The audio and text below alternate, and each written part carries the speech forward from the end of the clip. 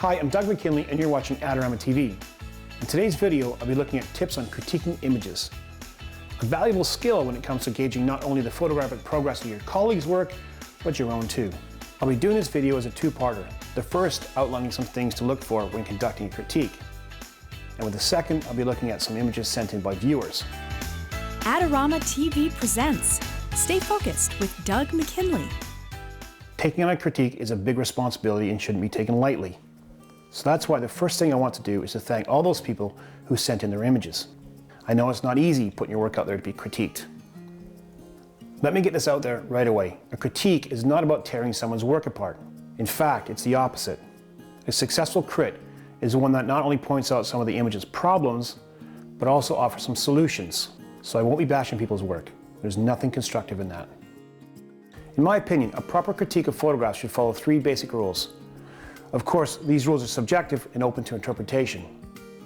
I can't emphasize enough the importance of learning to critique your own work. Not in some self-defeating way, but in a clear, positive, and open-minded manner. It's so important to the photographic process to be able to look at your own images with an almost dispassionate eye, to look beyond the romance of your pictures and take a really sober look at them. Only by understanding this will you be armed with the right tools to critique others' work. Easier said than done perhaps, but with a steely eye it does get easier. It's a little like editing a set of images down from a couple of hundred to maybe 25. You need to separate the wheat from the chaff. Okay, the rules. Well, they're more like guidelines than hard and fast rules.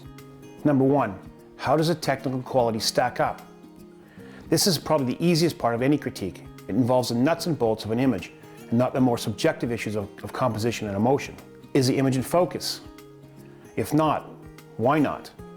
How is the exposure? Is it too light or too dark? Are there blown out areas or underexposed areas? What about the control of depth of field? Is it engaging the eye of the viewer? And the use of contrast, is it too muddy or too much contrast?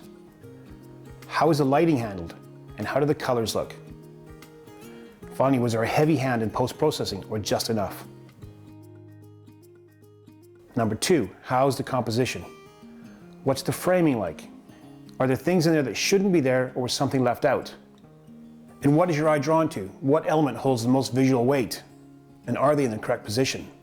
Number three, how is the emotional appeal? What emotion do you feel when you look at the image? Or is there any emotion? For people images, did the photographer connect with his subjects? Or did it look tense, posed, or stilted? Can the photograph or photographs correctly tell a story or part of one?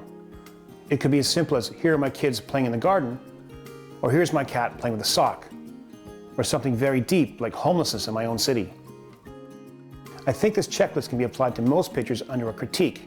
Just remember, a proper critique is about pointing out problems and offering potential solutions.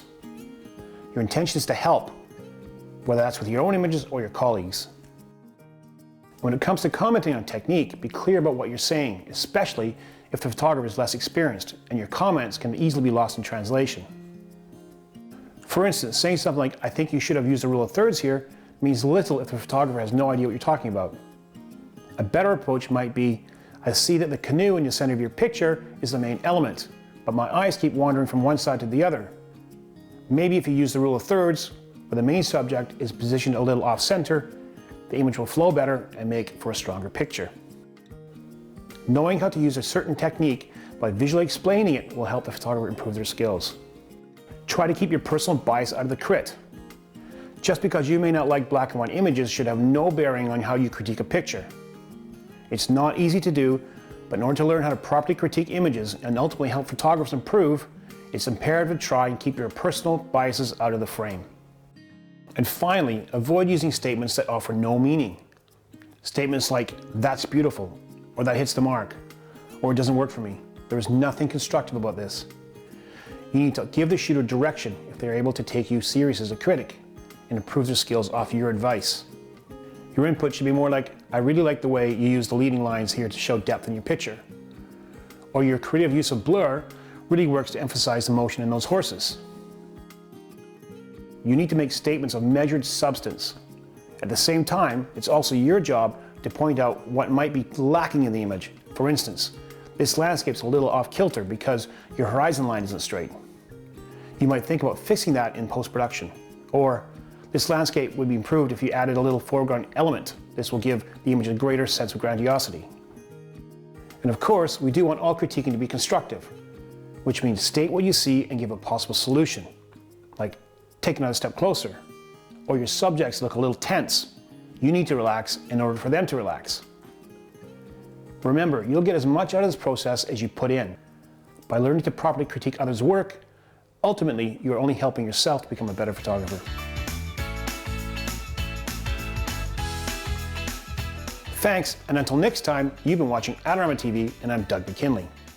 Don't forget, you can also subscribe to Adorama TV for more great videos. And we really want to know what you think, so send us your comments or like and share this video. You can also check out the Adorama Learning Center for more great tips and tricks. Do you want great-looking prints at low cost? Be sure to visit our easy-to-use online printing service. Adorama Pix has professionals who treat your images with the utmost care that you can count on. For a quick turnaround on photos, cards, or albums, use AdoramaPix.com.